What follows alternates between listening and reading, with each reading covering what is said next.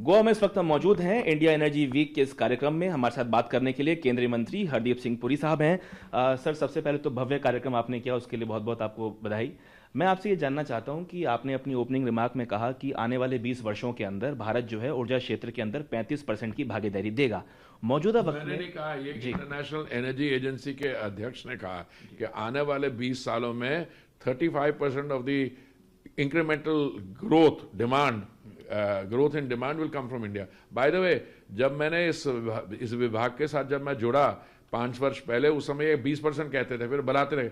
वो क्यों कहते हैं? क्योंकि जो फैक्ट्स ऑन द ग्राउंड है, आपकी एनर्जी डिमांड कंजम्पशन ग्लोबली जो रेट्स देखें उससे 3 गुना ज्यादा है, और इसलिए वो जो एक्टिविटी हो रही है, इसलिए उनको श्रेय for India's growth in the energy sector is actually a stabilizing factor for the globe।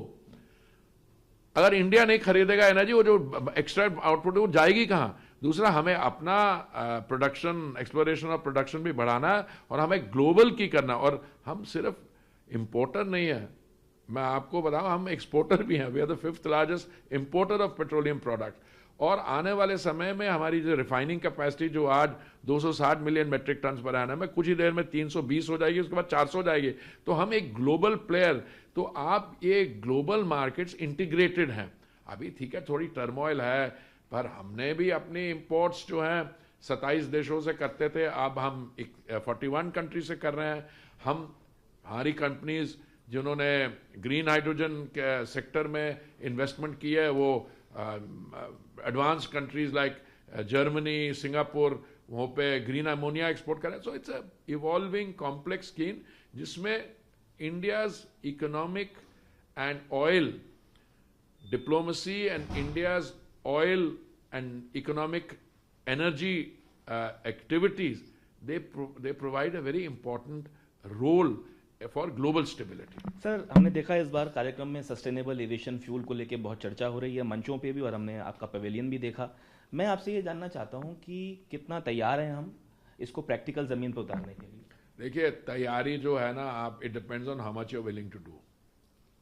अब मैं स्पेसिफिक्स बताता हूं। हमने एक फ्लाइट पुणे से दिल्ली 1% सस्टेनेबल एविएशन फ्यूल से चलाई थी। जब वो फ्लाइट दिल्ली आई तो मैंने अपने साथियों से पूछा, भाई अगर हम 1% बायोफ्यूल ब्लेंडिंग मैंडेटरी कर दें तो हमें कितना सस्टेनेबल एविएशन फ्यूल चाहिए होगा? तो मुझे किसी ने बताया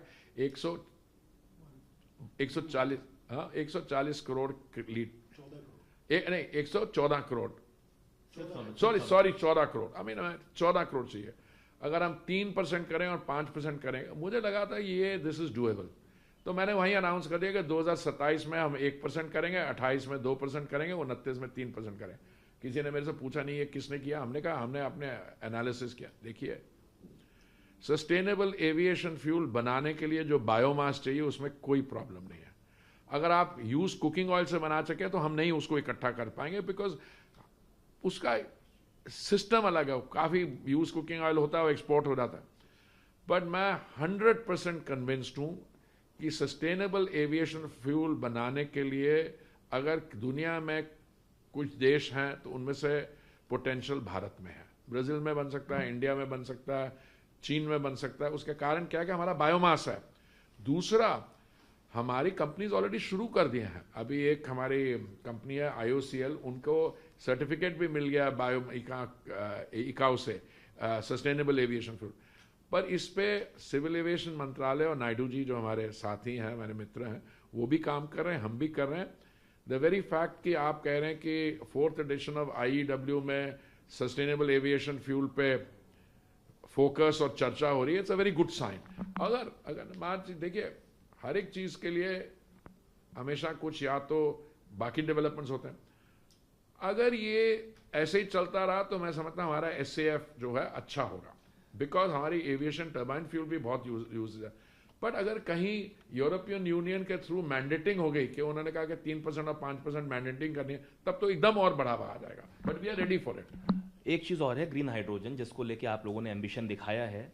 मैं ये जानना चाहता हूं इसको लेके कोई पॉलिसी आएगी या मार्केट अपने आप इसको, मार्केट इसको अपने आप पुश करेगा? नहीं, डिमांड कितनी? नहीं, पॉलिसी ऑलरेडी आ गई है भैया। ग्रीन हाइड्रोजन पे प्रधानमंत्री जी जब देश को संबोधित कर रहे थे रेड फोर्ट से, तो उन्होंने कहा इसको मिशन मोड में करेंगे। उसके बाद सरकार को 6 अलग अलग डिपार्टमेंट्स में दे दिया। Petroleum and natural gas is one, हमारी IOCL, so policy is there. फिर उसको PLI में लाए, तो पॉलिसी है तभी बढ़ रही है। अभी तो हमारा टारगेट है शायद 5 मिलियन मेट्रिक टन बाय 2030।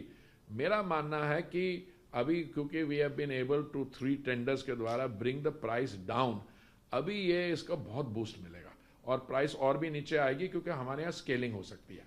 आखिरी सवाल सर, क्रिटिक्स ये कह रहे हैं कि एक तरफ भारत सरकार बात कर रही है नेट जीरो की 2070 तक, वहीं दूसरी तरफ विरोधाभास ये है कि ऑयल एंड गैस में इन्वेस्टमेंट लगातार बढ़ने की देखिए, ये कोई बात कोई नहीं कर रहा, आप भी जरा इस चीज को समझने की कोशिश कर रही है। अगर आपको ट्रांजिशनिंग करनी है तो मान लीजिए आपकी बात माना दूसरे पेट्रोलियम में, अगर आज आप ट्रेडिशनल फ्यूल्स में इन्वेस्टमेंट बंद कर दें, पता क्या होगा? अगले साल प्रोडक्शन गिर जाएगी और मैंने कल एक स्पीच में कहा ब्राजील और एक और कंट्री के मिला के वो डिसअपियर हो जाएगी। तो ये मैं I don't want to be rude, जिन लोगों को समझ नहीं है, जो इधर की उधर बातें सुन करके, इस चीज़ को आप सीरियसली मत लीजिए। ट्रांजिशन करने के लिए you have to have the means to do the transition. अभी हम बायोफ्यूल्स हम 1.4 से वहाँ चले गए हैं। अब small modular reactors take off करेंगे, ग्रीन हाइड्रोजन करेगी। ग्रीन हाइड्रोजन पे we are already doing well, we have brought the price down. दुनिया भर में $5.4 थी, अभी हम उसको लाके ऑलरेडी बिलो $4 ले आए और अब थोड़ी और टेंडर्स होंगे और स्केलिंग होगी, so will be able to do it. Thank you very much.